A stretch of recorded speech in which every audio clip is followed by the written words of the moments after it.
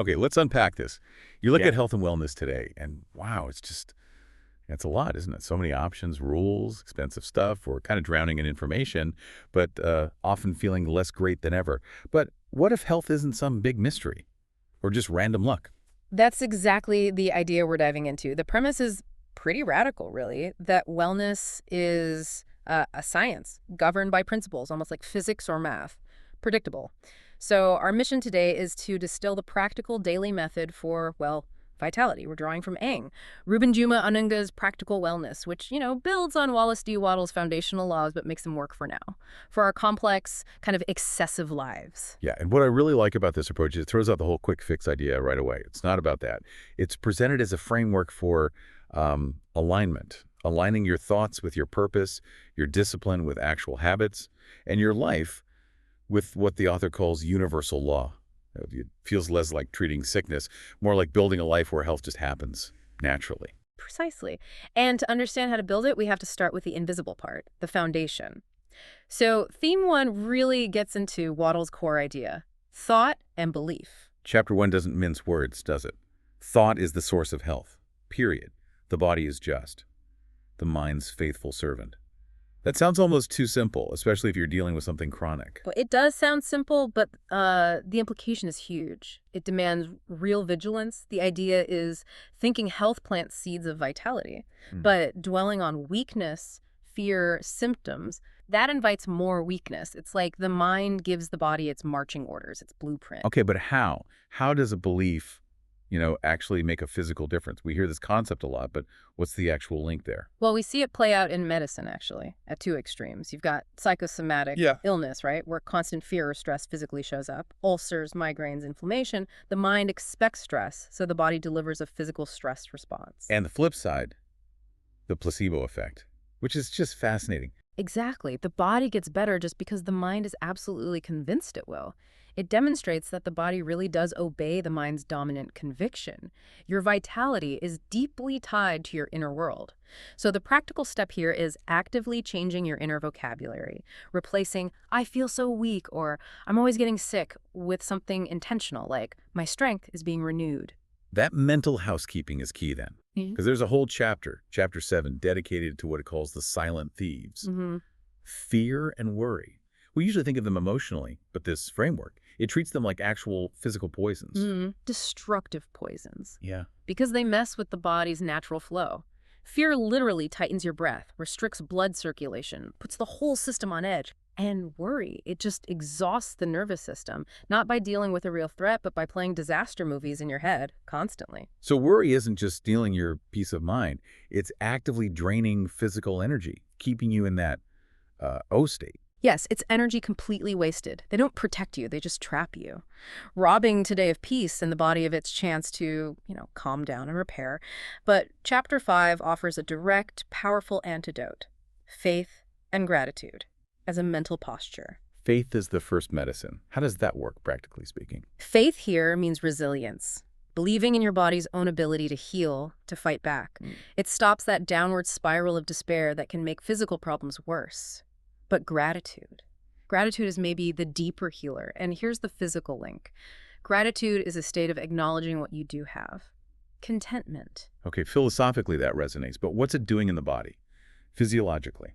By shifting focus from lack to presence, gratitude immediately calms the nervous system. It pulls you out of that fight or flight mode, the sympathetic system, and into the rest and digest, the parasympathetic. That shift lowers cortisol, reduces inflammation. It basically gives the body the quiet space it needs to repair tissue and boost immunity. It turns mental discipline into physical medicine. It's quite profound, actually. That's a really clear connection. Okay, so we've got right thinking as the foundation, but positive thoughts alone won't cut it if your lifestyle is chaotic, right, Cam? Let's move to theme 2. Right, living, the practical architecture of wellness. Exactly. Chapter 2 lays it out. Health comes from daily disciplines. It's not luck. It requires order, balance, and maybe most overlooked today, rhythm. Rhythm. Yeah, in our world, we often value flexibility, the hustle. Yeah. But The source suggests the body kind of hates that irregularity. It thrives on rhythm, consistent wake-up times, regular meals, clear blocks for work and rest. Irregularity is like mismanagement from the body's perspective. It leads to fatigue, anxiety. The body's always guessing, which stresses it out. The real challenge is imposing that order when everything pulls us towards constant connection and distraction. And part of that order is moderation. Chapter 2 calls it the discipline that protects health. But moderation can sound a bit boring. How does the source frame it? It frames it as a shield against depletion. Overdoing anything, even good things, intense ambition, crazy workouts, even too much amazing food weighs on the body. We think pushing limits is vitality, but often it's just draining the tank. Moderation is the wisdom to use wise measure, to make sure what you do doesn't steal energy needed for repair. And vital for repair is rest. Chapter 6 says rest is a law, as essential as eating. Non-negotiable. Sleep, obviously, restores tissues, calms the mind, but the definition here is broader. It includes deliberate pauses during the day, stepping away, and crucially, actively cultivating mental stillness. That's the tough part, isn't it? We can put the device down, but the mind keeps scrolling through worries. And robbing yourself of that true rest, especially the mental quiet, is robbing yourself of your ability to regenerate. The source insists you have to consciously wind down the day. Prepare the mind for sleep, not just crash while you're still mentally wired from the day. Okay, let's get really practical now. Eating. Chapter 3 calls it a sacred responsibility, not just something you squeeze between meetings. Yeah, the science of eating here has 3 pillars: simplicity, moderation, and manner. Simplicity is easy enough foods close to nature, less processing. Moderation, again, wise measure, avoid overload. But the manner part, the spiritual component, that's unique. It says eating quickly with worry or anger actually poisons the food. How can worry literally poison food? It's physiological poisoning, not chemical. When you eat stressed or angry, your body's still in that fight or flight mode. Blood flow is shunted away from digestion. You don't secrete enzymes properly, breakdown is poor, absorption is bad, so even perfect food becomes a burden, not nourishment. But eating with gratitude, calmly, that tells the body, okay, safe now, digest fully.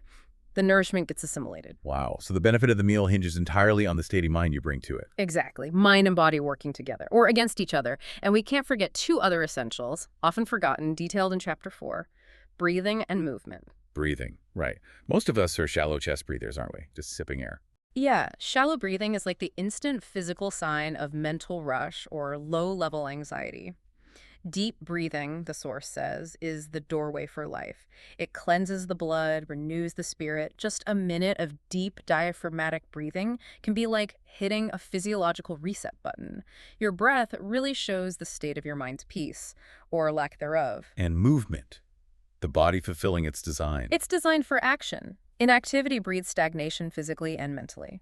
Health doesn't need punishing workouts, according to this. It needs moderate, natural movement, a brisk walk with intention, steady work. It's about moving stagnant energy, keeping circulation going, not necessarily peak performance. So by practicing right thought, right rest, right living, we start aligning these personal habits with something bigger, which brings us to the final theme: alignment and purpose. Yes, this is where it all connects: personal health and the larger order of things. Chapter 8 talks about harmony with universal law. Okay, let's try to nail down this universal law concept. Is it just about, like, sleep cycles, circadian rhythms? It includes that, but it's broader. It means the body thrives when it aligns with nature's dependable laws. Day-night cycles, clean air, sunlight. The argument is that a lot of modern sickness comes from living against that natural order. Constant artificial light, noise, the relentless rush. We think we've beaten nature by ignoring night or the need for quiet, but we're paying for it with our vitality. That's the idea. And just like respecting day and night aligns us physically, the inward harmony, peace, gratitude, goodwill aligns us with the spiritual order. It's about being coherent inside and out. Now, Chapter 9 brings in something really interesting, almost counterintuitive. Purpose is energy, a source of vitality that isn't food or sleep. This is described as the fire that keeps the spirit going and the body engaged. The principle is simple. Idleness leads to decay. But work done with purpose, with meaning, that generates energy. It becomes this sustaining flow. Hang on, in a world where burnout is so common, how does this differentiate between purposeful, energizing work and just soul-crushing toil? That's a key distinction. Meaningless toil driven by fear, status, greed exhausts the spirit because it's not aligned with your deeper self, leads to decline. Purposeful work, though, is often about service, uplifting others or satisfying a genuine creative need inside you. The Force actually points out that service, turning outward to help, is a hidden medicine. Kindness, generosity, they reduce self-focus and stress.